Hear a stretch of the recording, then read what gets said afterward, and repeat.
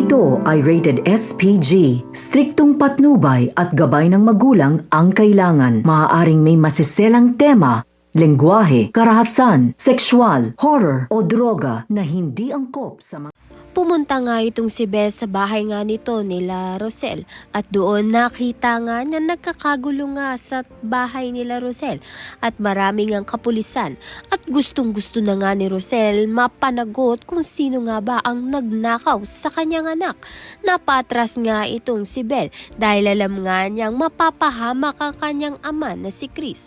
Subalit itong ang si Chris ay handa na nga raw harapin kung ano nga bang parusa o kaso na isasampa sa kanya nito ni Rosel. Subalit malaking pagtatraidor nga ang ginawa nito ni Chris kay Rosel dahil si Chris ang dahilan kung bakit nawalay ang anak ni Rosel sa kanya. Sa kabilang banda naman nga, maglakas na loob pa nga kaya itong si Belle na sabihin nga kay Rosel ang lahat dahil alam niya na nga ang katotohanan tungkol sa kanyang pagkatao na si Rosel ang tunay niyang ina na hinahanap-hanap nga siya.